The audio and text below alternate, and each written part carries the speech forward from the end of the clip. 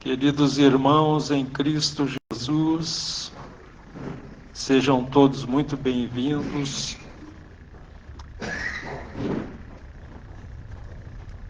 Que a misericórdia do Divino Mestre envolva cada um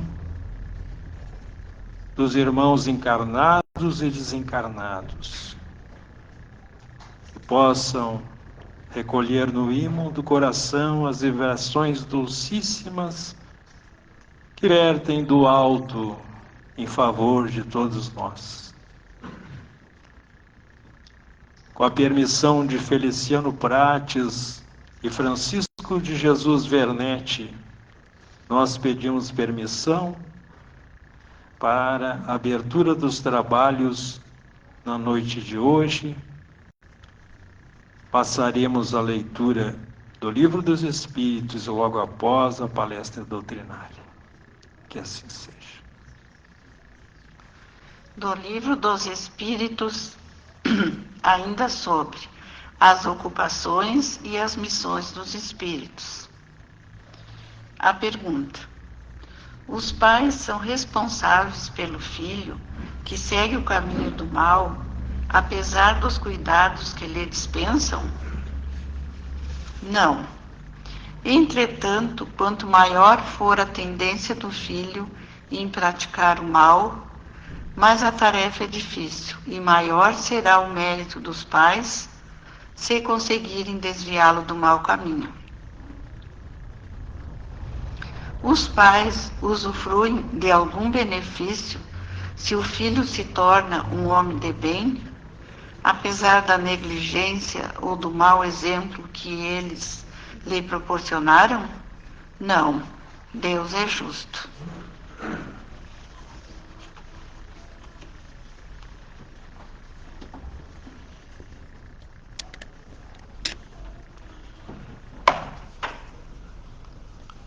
Boa noite. Do nosso Evangelho, capítulo 12, amem os seus inimigos. É uma coisa estranha, né? A gente amar os nossos inimigos, porque a humanidade nunca foi assim. E desde o tempo de Jesus, há 2000 anos atrás, que temos essas recomendações. Amem os seus inimigos. E as nossas escrituras no nosso Evangelho são bem claras e nos dão uma explicação bem convincente como é que a gente deve entender tudo isso. Mas vamos ver o que é que Mateus registrou de Jesus. Ele disse: aprenderam o que foi dito, amem o próximo e odeiam seus inimigos. Porém, eu digo a vocês, amem os inimigos, façam o bem para aqueles que os odeiam, orem por aqueles que os perseguem e caluniam, para que sejam filhos do meu Pai que está nos céus, que faz nascer o sol sobre os bons e os maus, e faz chover sobre os justos e os injustos. Pois se amarem apenas os que amam vocês, que recompensa terão? Os publicanos também não fazem o mesmo? E se saudarem apenas os irmãos mais próximos, o que farão fazendo mais do que os outros? Os pagãos também não fazem o mesmo? Porém, eu digo a vocês que não aplicarem uma justiça maior e mais perfeita que a dos escribas e fariseus, jamais entrarão no reino dos céus. Segue mais alguma coisa aqui, mas já é o bastante para nós entender, começar a entender o que é que Jesus quis dizer. Se a caridade, isso aqui é a instrução dos espíritos agora, da época, Se a caridade tem como princípio amar o próximo, amar os inimigos é a mais sublime aplicação desse princípio.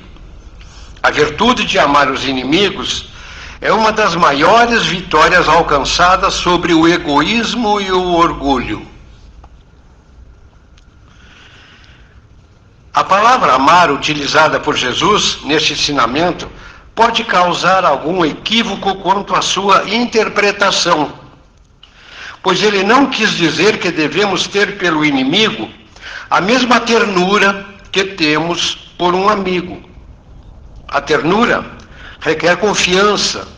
Não podemos depositar confiança em uma pessoa sabendo que ela nos quer mal. Não podemos ter por ela a mesma demonstração de amizade, sabendo que ela pode abusar dessa amizade. Entre pessoas que desconfiam uma das outras, não pode haver a mesma simpatia que existe entre aqueles que possuem as mesmas ideias. Quando encontramos um inimigo, não podemos sentir por ele a mesma alegria que sentimos quando encontramos um amigo.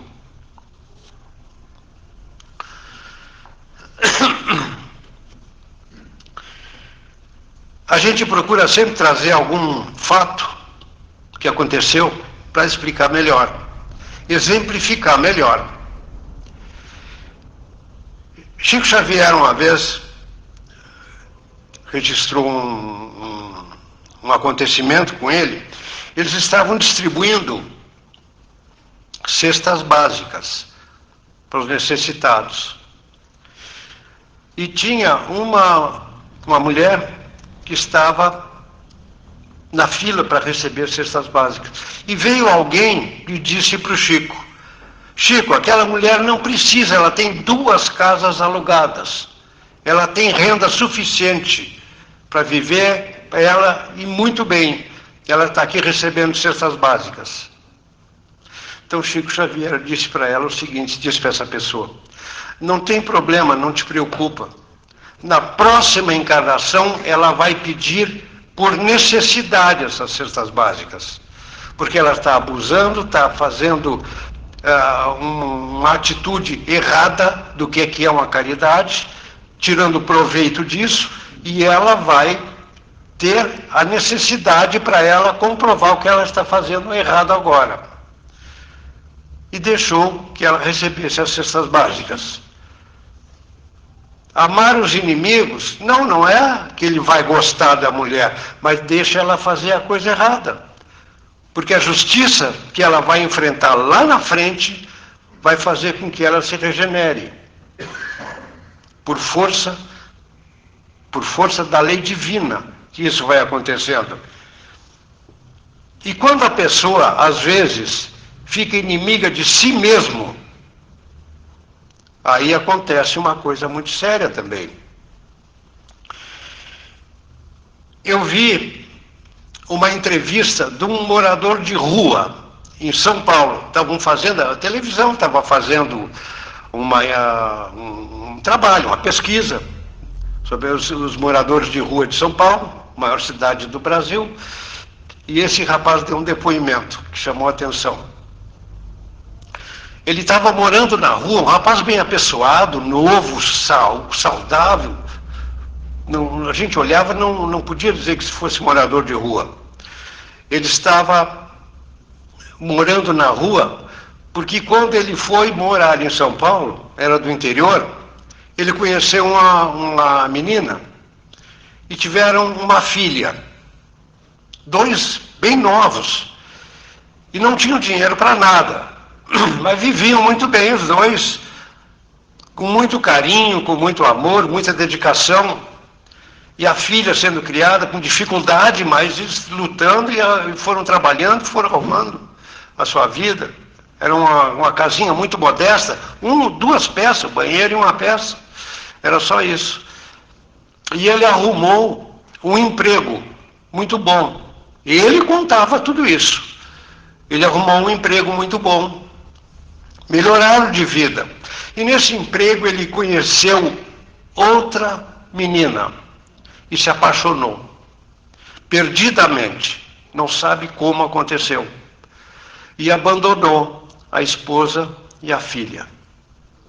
E foi morar com a outra.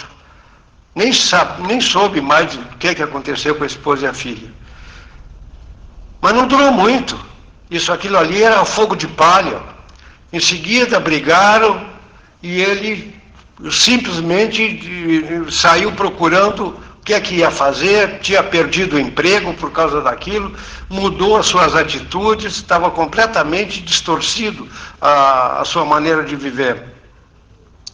E começou a passar trabalho, não tinha mais ninguém a quem recorrer. Começou a passar fome, frio. Chegou perto da casa onde ele morava e a esposa viu ele naquela situação de penúria que estava e perdoou ele. Se ele quisesse voltar para casa, ela receberia ele de volta. E ele simplesmente disse que não poderia aceitar aquilo, porque ele não merecia ter ela mais como esposa, e nem a filha. Que ele precisava viver com aquilo que ele havia provocado nele mesmo. A consciência de culpa foi tão grande que ele se sentia mal dentro da casa com a primeira mulher. E ficou morando na rua, passando trabalho. Ele estava se penitenciando, passando por todas aquelas necessidades, pela uma atitude que ele fez errada. Ele não respeitou a esposa, não respeitou a filha. Então ele ficou naquelas dificuldades, naquela penúria, por problema interno dele. A consciência de culpa foi enorme. Isso aí ele se tornou seu inimigo próprio. Então a pessoa, às vezes, tem que saber se perdoar também. Aconselha-se a perdoar os outros, mas perdoar a si mesmo, às vezes para poder recuperar essa vida. Não sei como é que terminou a situação. Ele estava atravessando essa fase quando deu essa entrevista. Então são exemplos que a gente vê como é que acontece. As pessoas perdoam e a pessoa vê pela culpa, não se perdoa. Como no primeiro caso de Chico Xavier, ela estava explorando os pobres, pegando a cesta básica deles. No fim, ele sabia que ela iria ter que pagar essas consequências. A palavra amar, utilizada por Jesus nesse ensinamento, pode causar algum equívoco quanto à sua... Bom, isso aqui já foi lido, desculpe. Esse sentimento de amor e aversão resulta de uma lei física, a lei de assimilação e da repulsão de fluidos. A corrente fluídica emitida pelo mau pensamento traz consigo uma influência muito ruim. Já o bom pensamento nos envolve agradavelmente. Por isso, a diferença das sensações que experimentamos quando nos aproximamos de um amigo ou de um inimigo. Portanto, amar os inimigos não pode significar que não se deva fazer nenhuma distinção entre amigo e inimigo. Esse ensinamento nos parece difícil e até mesmo impossível de ser praticado, porque entendemos erradamente que ele manda dar aos amigos e aos inimigos o mesmo lugar no coração. Devido à pobreza das línguas humanas, somos obrigados a usar a palavra amar para expressar diversas formas de sentimentos. Assim, precisamos completar o seu significado, explicando que amar os inimigos é ter para com eles um sentimento desprovido de animosidade. Não adianta a gente ficar odiando uma pessoa se a gente não vai ficar ligado com ele. A gente fica vinculado quando há um ódio. E quando há dois ódios, um vai e um vem, então há uma amarra, como se diz. Aqui nosso trabalho mediúnico, é muito comum a gente ver pessoas obsessoras de outros. Espíritos que vêm se manifestar estão com raiva de alguém que fez uma tramóia, que roubou as suas terras, ou que ficou aquelas coisas de antigamente que acontecia muito. Então eu fico aqui obsidiando. Acontece o seguinte, se a pessoa que está aqui na Terra fica sentindo aquilo e preocupado, porque vão lembrando, a consciência vai pesando, e fica pensando naquilo, ele fica ligado, porque ele está com a consciência de culpa e está odiando também. Então liga, há uma ligação. Se essa ligação for cortada, acabou a obsessão. Se quem está sendo obsidiado consegue perdoar, sobe um degrau na faixa vibratória, o outro já não atinge mais. Então por isso que é sempre bom a gente procurar não levar a ferro e fogo tudo que acontece. Vão começar esquecendo, vão começar passando por cima um pouco, não levar tão a sério, porque depois as coisas vão se arrumando. Nesse mundo de Deus, tudo vai tomando jeito. Um é melhor isso do que nós ficarmos vinculados com determinadas coisas, gerando raiva, gerando doenças, porque o ódio, aquela maneira de vibrar, traz doenças também. Então, coisas assim. O ensinamento a amar os inimigos é um absurdo para o incrédulo. Aquele para quem a vida presente é tudo, só vê o seu inimigo um ser nocivo e perturbador de sua tranquilidade. Ele pensa que somente a morte poderá livrá-lo da sua presença, surgindo assim o desejo da vingança. O incrédulo não possui nenhum interesse em perdoar, e menos que seja para satisfazer seu orgulho aos olhos do mundo. O próprio ato de perdoar em certos casos parece mesmo uma fraqueza, indigna da sua personalidade. Se não consegue se vingar, nem por isso deixará de guardar rancor. É um desejo secreto que lhe foi fazer o mal. Para aquele que crê, e especialmente para o espírita, a maneira de ver as coisas é completamente diferente. Ao observar os fatos, olhando para o passado e também para o futuro, ele percebe que a vida presente não passa de um momento. O espírita também sabe que pela própria destinação da Terra é natural encontrar nela homens maus e perversos. Sabe que a maldade da qual é vítima faz parte das provas que precisa suportar.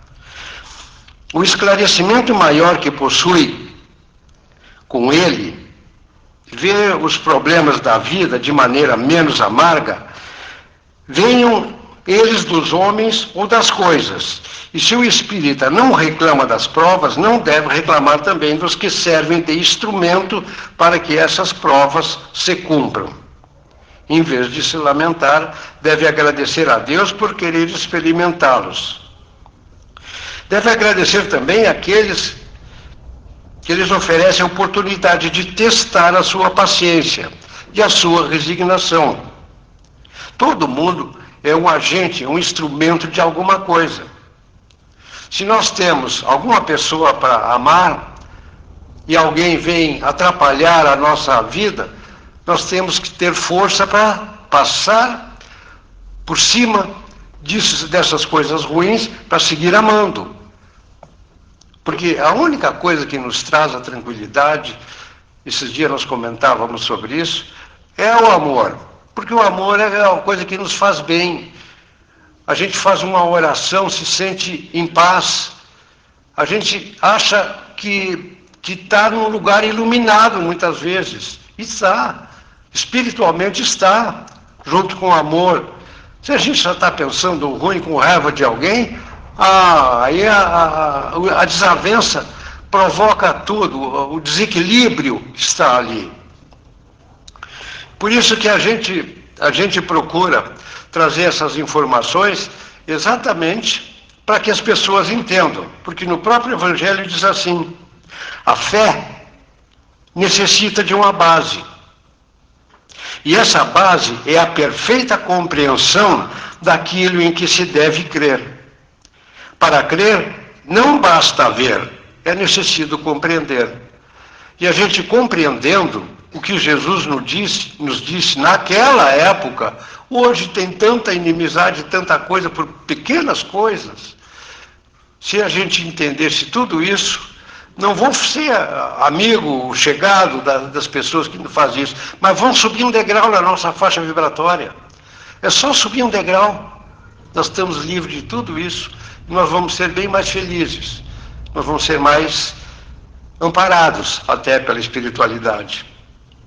Que Deus nos abençoe.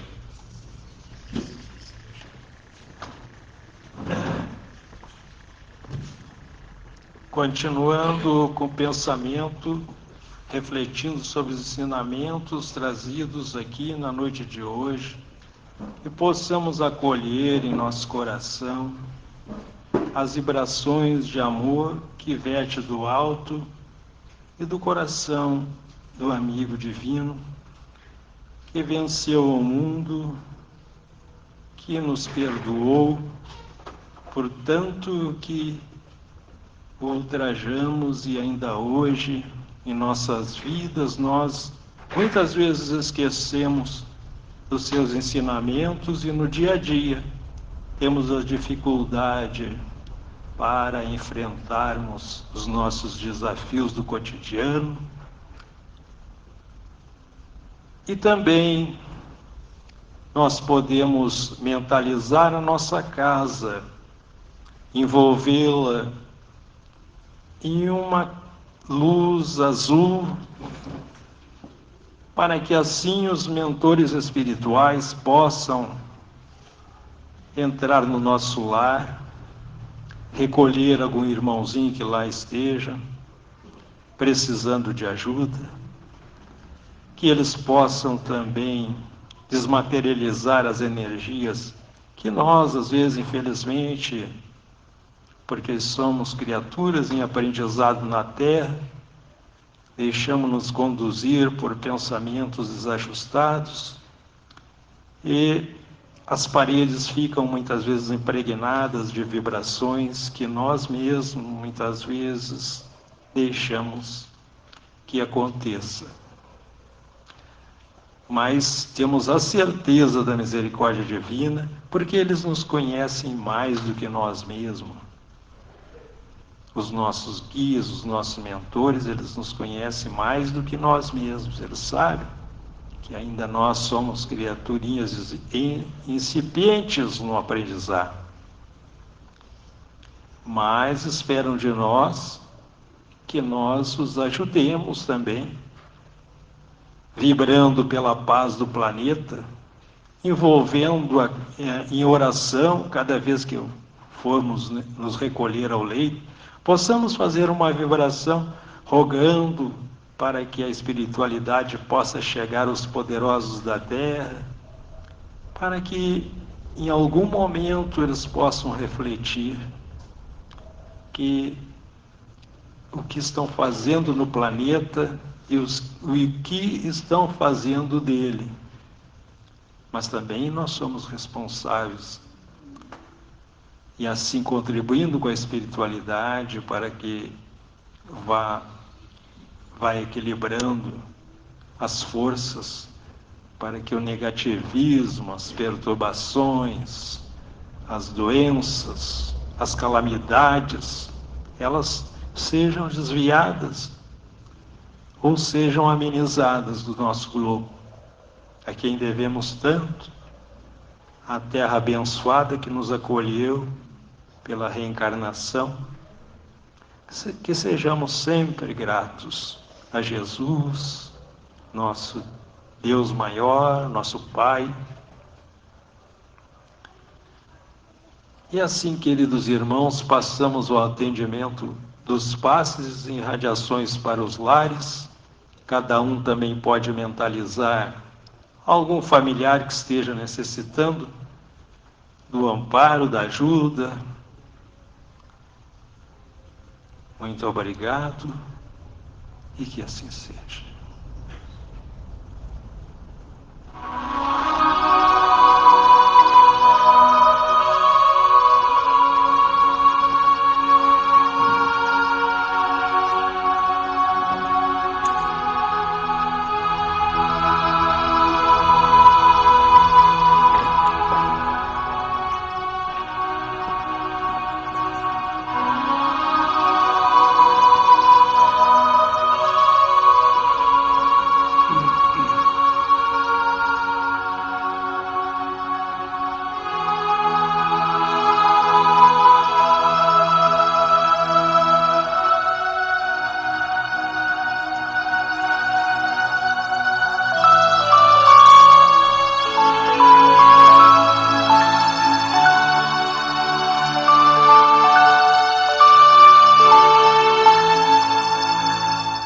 Mestre dos mestres, venho humildemente pedir a tua ajuda.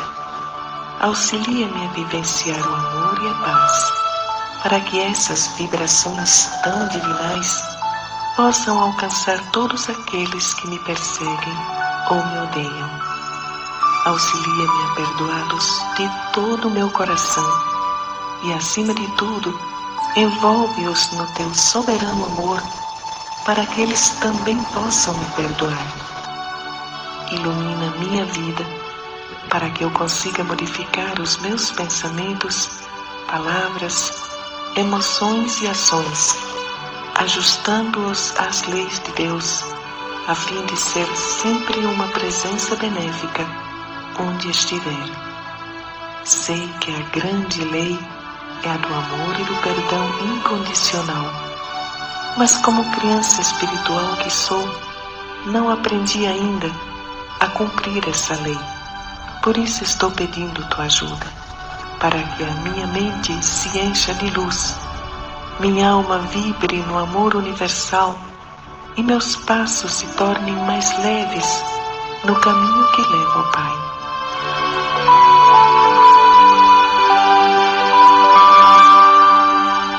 Por tudo isto e por tudo mais eu te agradeço, Mestre dos mestres, Jesus.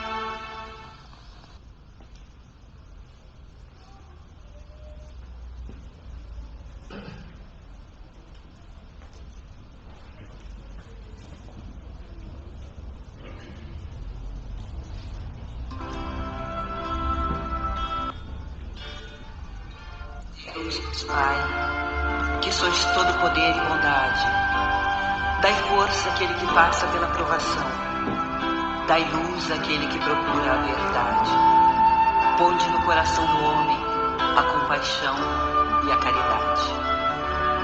Deus, dai ao viajor a estrela guia, ao aflito a consolação, ao doente o repouso. Pai, dai ao culpado o arrependimento, ao espírito a verdade, à criança o guia, ao órfão o Pai. Senhor, que a vossa bondade se estenda sobre tudo que criastes. Piedade, Senhor, para aqueles que não vos conhecem, esperança para aqueles que sofrem.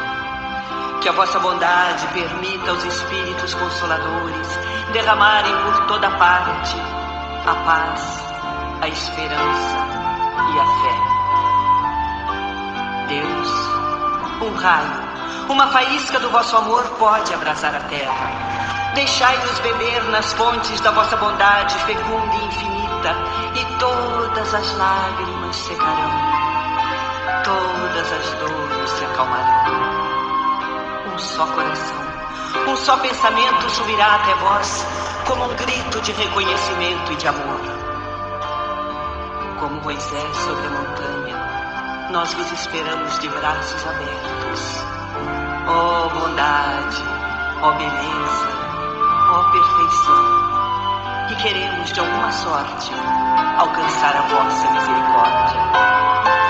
Deus, dai-nos força de ajudar o progresso, a fim de subirmos até vós. Dai-nos a caridade pura, dai-nos a fé e a razão. Dai-nos a simplicidade, que fará de nossas almas o espelho, onde se refletirá a vossa divina imagem.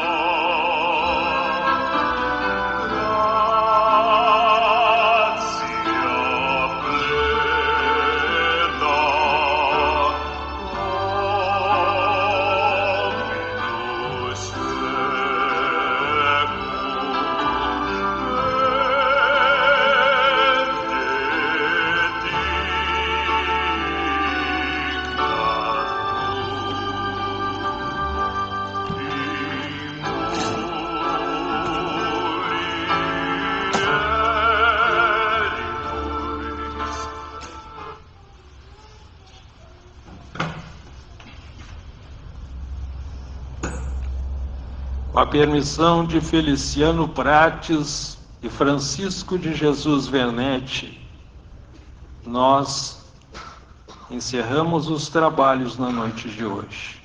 Sigam todos levando muita paz e que assim seja.